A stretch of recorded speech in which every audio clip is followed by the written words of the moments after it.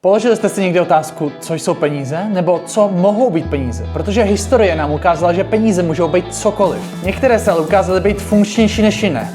Některé ztratily význam, protože jejich produkce byla prostě příliš jednoduchá. A co jsou vlastně dnešní peníze?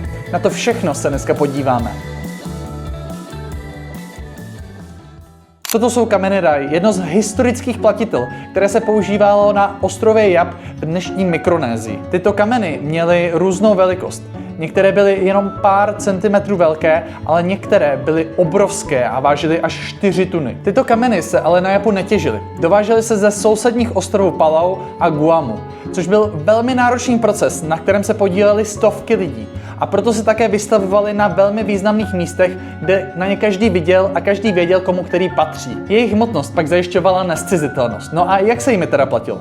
No, majitel s ním mohl platit, aniž by ten kámen hnul z místa.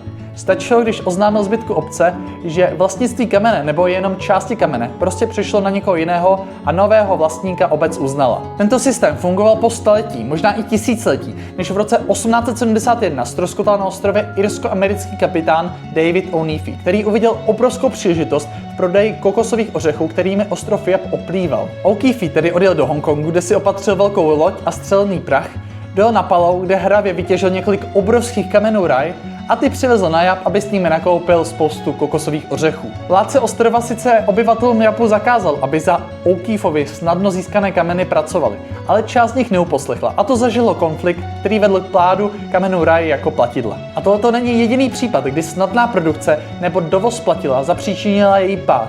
Podobný příběh se udál například u korálku akory v západní Africe, u mušlí vampum v Severní Americe nebo třeba u soli. Skutečný průlom ve světě peněz přinesly až vzácné kovy, zejména stříbro a zlato.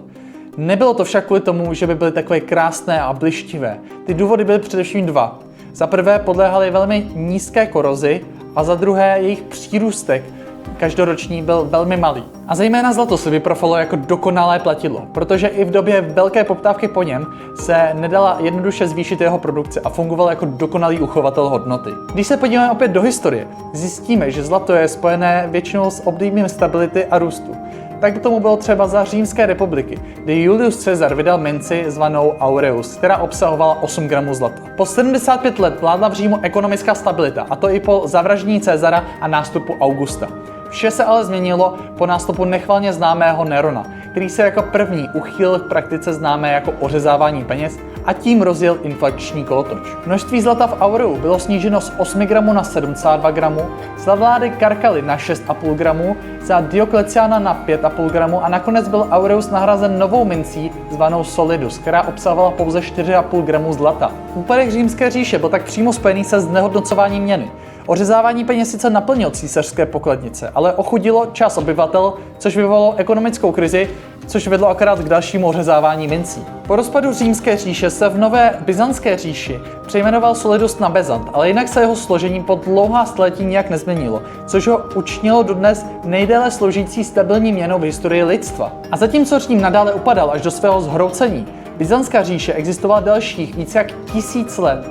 A hádejte, proč i ona v roce 1453 padla. Ano, bylo to opět znehodnocování peněz, které vedlo k finančnímu, vojenskému i kulturnímu úpadku říše, která nadále nebyla schopná čelit krizím až do svého dobytí Osmany. Nemusím snad dále vysvětlovat, že tvorba více lehčích mincí nikdy nic nevyřešila.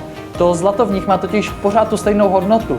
A akorát tím, že rozdrobíte prostě společnost, neuděláte bohatší. Zlato má ale jednu velkou nevýhodu. Pokud ho chcete převážet ve velké množství na velké vzdálenosti, je to jednak velmi náročné a taky velmi rizikové. Proto v průběhu 19. století vzniklo něco, čemu se říká zlatý standard.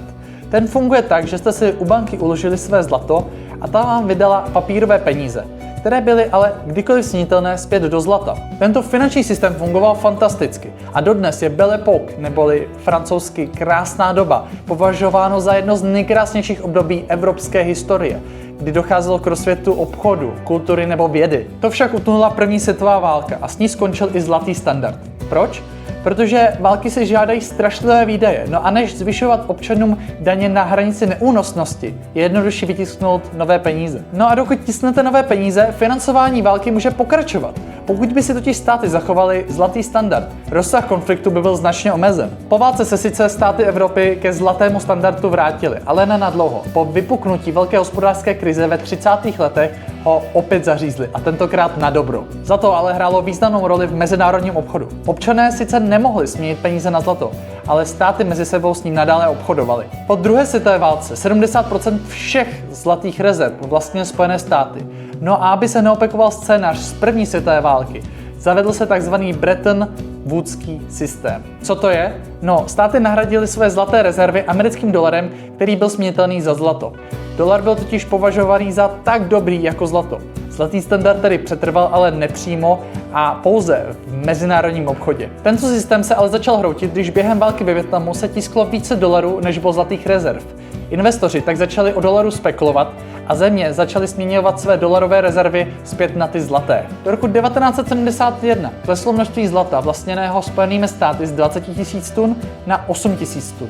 A to přimělo prezidenta Nixona téhož roku zrušit směnitelnost dolarů na zlato i v mezinárodním obchodu. Dnes jsou dolary, eura nebo koruny takzvané fiat peníze. Fiat znamená latinsky staníš se nebo budíš. Jejich hodnota vychází z důvěry lidí ve vládu, která je vydává. A obíhají, protože to stát uzákonil. Vytvořit ale dnešní fiat peníze je velmi jednoduché. Je to jednodušší než kdykoliv v historii. Nemusí se totiž nic razit ani tisknout. Banky totiž tvoří peníze tímto způsobem. Hotovo. Sami si ale položme otázku. Chceme, abychom náš čas, který proměňujeme v práci za peníze, vyměňovali za něco, co vlastně se zvyšováním množství ztrácí hodnotu? A co to vlastně dělá s naší společností? O tom si povíme něco příště. Já jsem moc rád, že jste dokoukali až sem. Hoďte like, ať se tohleto video dostane k co nejvíce lidem. Dejte mi odběr, ať vám neunikne žádné příští video a čus.